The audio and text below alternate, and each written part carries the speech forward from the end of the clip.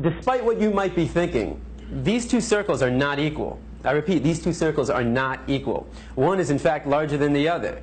What I need you to do is determine which one that is. So, please raise your hand if you believe the blue circle is larger than the red. All right. Please raise your hand if you believe the red circle is larger than the blue.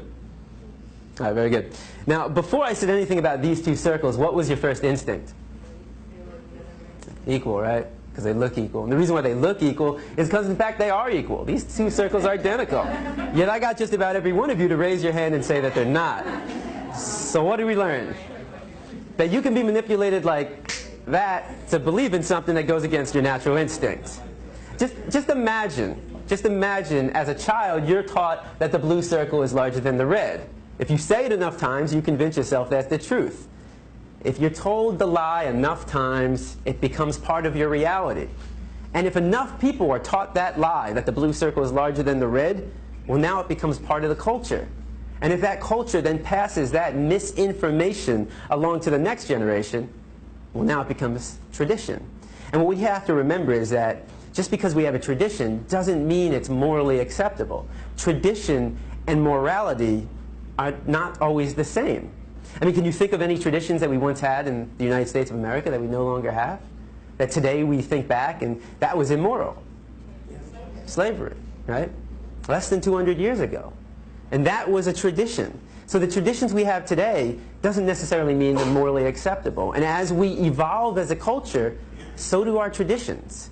Now, The Matrix is a story. It's a story. When told enough times to enough people, it becomes part of that culture. It becomes the tradition. And this story is being told over and over every day. In fact, if you believe the image on the carton is where you're getting your milk from, you're deceiving yourself.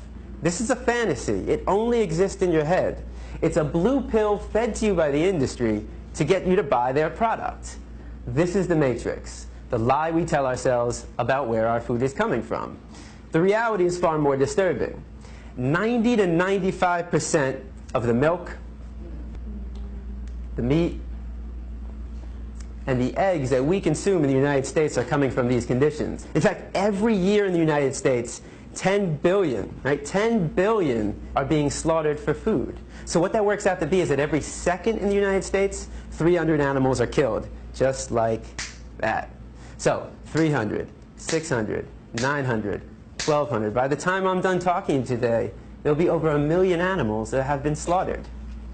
And most of us don't even blink an eye. I mean, how is it possible that in the United States of America we can slaughter 300 animals every second and not question that? Because of the story we've been told. The story justifies the action. If you say it enough times, you actually convince yourself that's the truth. How many of you were taught as a child you need to eat meat to get protein? I know I was. How many of you were taught you need to drink cow's milk to get strong bones? Not dog milk, not chimpanzee milk, not elephant milk, not rhino milk, not hippo milk, not tiger milk, not lion milk, not giraffe milk, not elephant milk. Did I say that already? I think you get the point. Not even our own mother's milk, but we need to drink cow's milk to get strong bones. The absurdity of drinking the milk from any other species and any other being besides our own mother, when it's said enough times, loses its absurdness. Now, the first thing we've been taught is that our diet is natural. You know, we eat meat, dairy, and eggs, so therefore it must be natural. So let's find out. Now, you have two images on the wall. I want you to tell me all the thoughts that come to mind when you see the image on the left. And don't be afraid to scream out. What do you see? Fresh, yum, sweet, right? If I come into the room with a basket of strawberries, how many of your mouth starts to salivate? Your mouth starts to water? If I take a strawberry and I put it under your nose, what do you smell? If I take a knife and I slice that strawberry in half and put that under your nose, now what do you smell?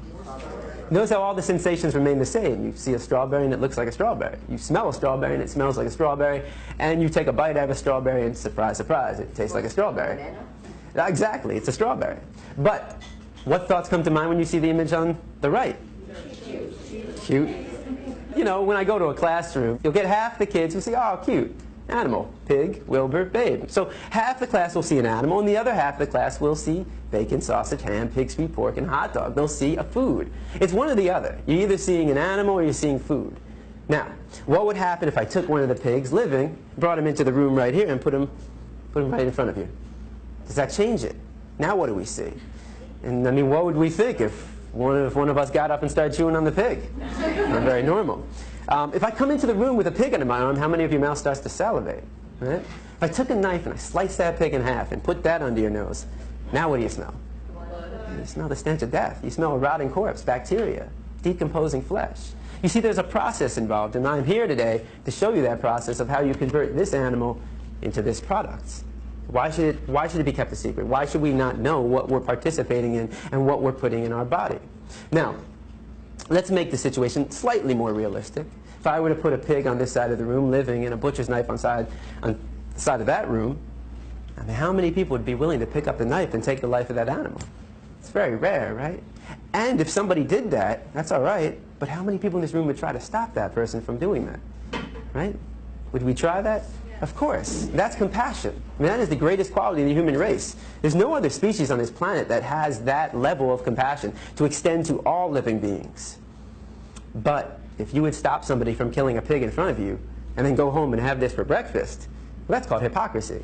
You know, just because it comes in a nice, neat package all dressed up in your supermarket, just because you didn't take the knife and shove it through their jugular, just because you didn't get blood on your clothes, and just because you didn't hear their screams doesn't mean you didn't participate in the killing. Every time we buy this product, we are supporting somebody else doing what we ourselves wouldn't want to do, what we ourselves wouldn't want to see, and what we ourselves wouldn't want to hear. Now, if you still see bacon sauce in the hand when I bring a pig into the room, what happens when I change it? Ah, right? It's the common response. Now, I've never heard anybody say yum. Nobody ever sees dog feet, hot dog. So why not? Why don't we see a food? We've been accustomed to view this animal as our pet. The cultural story for us is, this is your pet. In another culture, certain parts of the world, they eat cats and dogs. That's their culture. That's their story they've been told. And how do we feel about that? A lot of people think it's disgusting. Right? I imagine every one of you probably thinks it's disgusting to eat a dog. Why would it be disgusting to eat this animal and not disgusting to eat this animal? Why would it be wrong to eat this animal and right to eat this animal? And most importantly, why would it be wrong to kill this animal and right to kill this animal? Culture. It's culture. It's the story. It's the matrix that we've been told. But culture is just a story. That's all it is. It's just make-believe. What I'm concerned with is what is natural to the human species. Because every culture has a different story. So let's take a 3-year-old from any country in the world, and you put that 3-year-old in a room, and you line up 5 animals in front of that 3-year-old. A pig, a dog, a cow, a cat, and a chicken. Do you think the 3-year-old is going to know which one to eat and which one to pet? What's the 3-year-old most likely going to do, or try to do? Play with them all. He's going to try to play with them all. The 3-year-old has to be taught, no, no, no, no. Don't play with him. Eat him. Play with him. Pet him. That's what we were taught. We didn't choose our diet. Our diet is a learned behavior. We were raised to perceive this animal as your pet and this animal as your food. If you don't walk outside right now and you saw somebody taking a baseball bat to a dog's head, what would you do?